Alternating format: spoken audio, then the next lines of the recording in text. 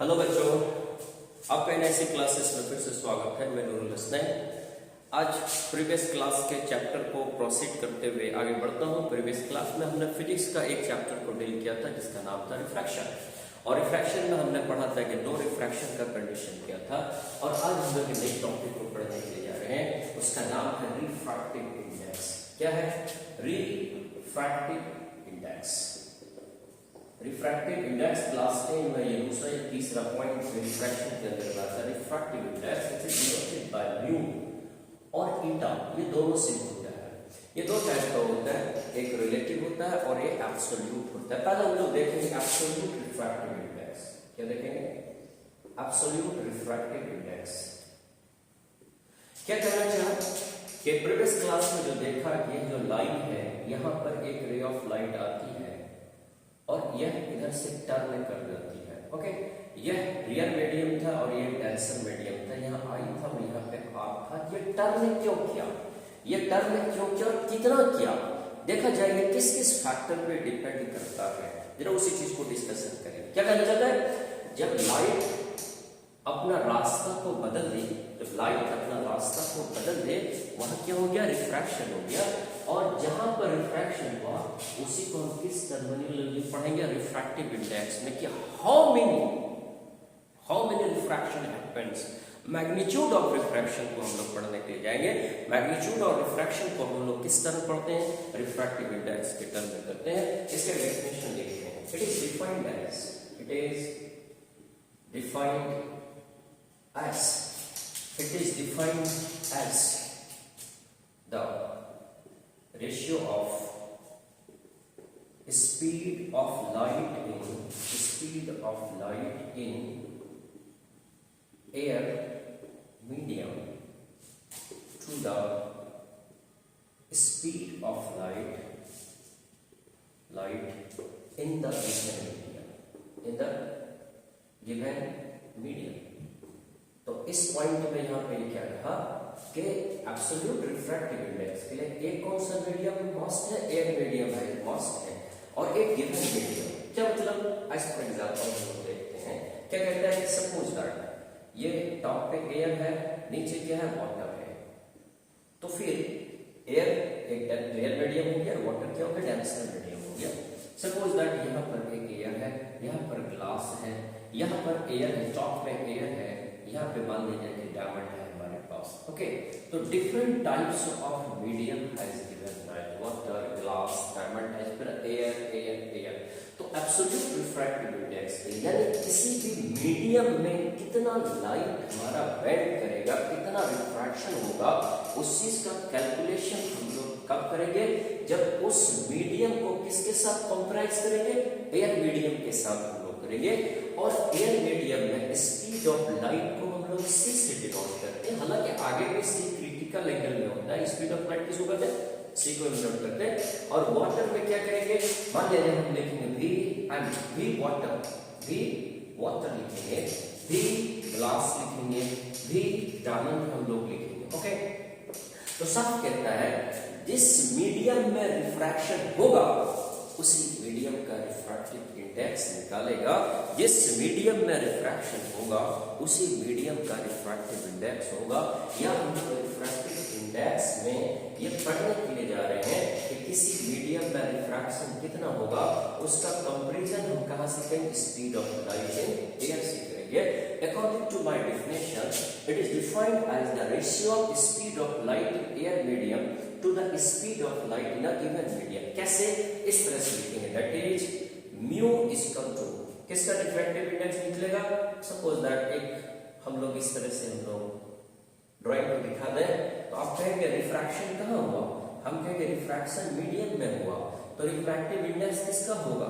Medium का होगा। Mu M, medium जो दिया हुआ है, हो सकता है वाटर दिया है, ग्लास दिया, कुछ भी दिया, उससे मसला नहीं है। म्यू एम बराबर speed of light in air by speed of light in medium.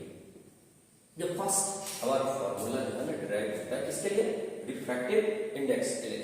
और अगर इसी में एग्जांपल के साथ लिखेंगे, हम कहेंगे म्यू वाटर होगा तो c speed of in air bye velocity in water होगा। सेकेंड पॉइंट में मान लिया जाए हम कहेंगे इसका ग्लास का म्यू ग्लास बराबर इसका तो c by velocity in glass, और डायमंड में बात करेंगे म्यू डायमंड बराबर के c by velocity of diamond. हर कंडीशन में जो जो मीडियम हमारे पास दिया जाएगा उस मीडियम का उसमें स्पीड देते जाएंगे। ओके, तो तीनों कंडीशन में या इसमें देखो इसमें देखो इसमें देखो सी आर कांस्टेंट, सी क्या है तीनों कंडीशन में कांस्टेंट है।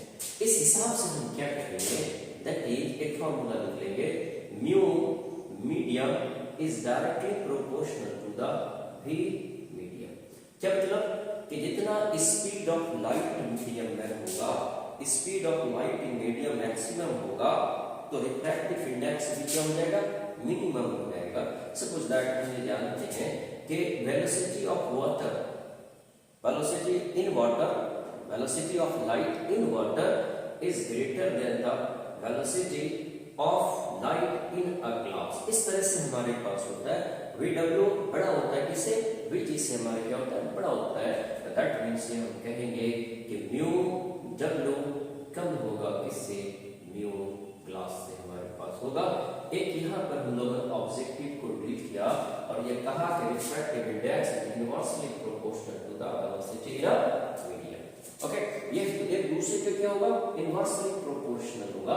अगर Vm इंक्रीज कर गया, वेलोसिटी इन मीडियम इंक्रीज कर गया, तो रिफ्रैक्टिव इंडेक्स उसका ऑटोमेटिकली क्या करेगा, वो डिक्रीज कर जाएगा।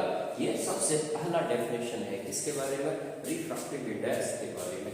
रिफ्रैक्टिव इंडेक्स क्या बताता है, कितना रिफ्रैक्शन हुआ, कितना पाथ का बेंडिंग हुआ, कितना रास्ता उसने क्या किया, चेंज किया, ये पाथ कितना चेंज किया, उसी को हम लोग को कितना, हाउ मेनी की बात करने की हम लोग कौन सा टर्म लेके आते हैं, एब्सोल्यूट रिफ्रैक्टिव इंडेक्स को लेकर के आते हैं। ओके, आगे इसको प्रोसीड करते हैं। सपोज दैट कहा जाए एक न्यूमेरिकल देखते हैं कि speed of light in glass how many 1.5 into 10 to the power 8 metre per second होता है, और speed of light in air, हालांकि ये गलत है, 3 नहीं होता तो वैक्यूम में होता है, लेकिन क्लास 10 के लिए हम लोग 3 दे करके चलेंगे, कोई मसले की बात नहीं होगा, मीटर पर सेकेंड होगा। तो अब ये मान लिया जाए इस तरह से कहे कि आप ऊपर में कितना है, एयर है, नीचे क्या है हमारा ग्लास है, ठीक है। तो पूछेगा इसमें कि बताओ इसका रिफ्रैक्टिव इंडेक्स कितना होगा, तो हम तुरंत लिखेंगे फॉर्मूला पे mu glass equal to c by v glass, c by 3 into 10 to the power 8 by 1.5 into 10 to the power 8, 10 to the power 10 होता है, कितना हो गया 2 हो गया, म्यू ग्लास बराबर कितना हो गया 2। अच्छा, इसका एक्चुअल मीनिंग क्या होता है, जैसे हम लोग कहते हैं कि सबसे ज्यादा रिफ्रैक्टिव इंडेक्स किसका होता है, सबसे ज्यादा रिफ्रैक्टिव इंडेक्स डायमंड का होता है। रिफ्रैक्टिव में क्वेश्चन आएगा, एक क्वेश्चन क्या है, given that if the refractive index of diamond is 2.4 what is it's meaning, what is it's meaning. ये क्लास 10 का क्वेश्चन है, एग्जाम में आने के लिए होता है कि अगर डायमंड का 2.4 है उसका मीनिंग क्या होगा, तो हम साफ लिखेंगे क्या, mu diamond equal to mu equal to what, speed of light in air by speed of light in medium. तो यहाँ पर मीडियम हमारे पास क्या है, डायमंड, इसलिए रिफ्रैक्टिव इंडेक्स किसका होगा, डायमंड का होगा।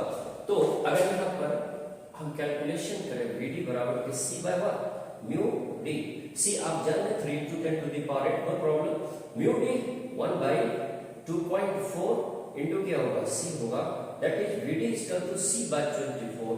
तो इसका एक्चुअल मीनिंग क्या हो गया, इसका मीनिंग हुआ speed of light, speed of light in diamond is 1 by 2.4 times of speed of light in air।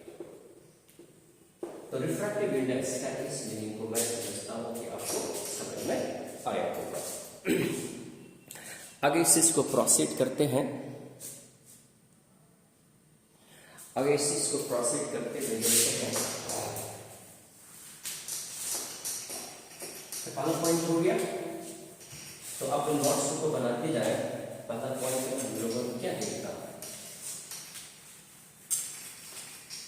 Mu इस फर्स्ट में क्या देखा हमने, mu is directly proportional to 1 by B. Okay, second case में हम लोग देखने के लिए जाएंगे कि हमारे पास जो रिफ्रैक्टिव इंडेक्स है खाली स्पीड पर ही डिपेंड करता है या कोई और फैक्टर भी हमारे पास होता है।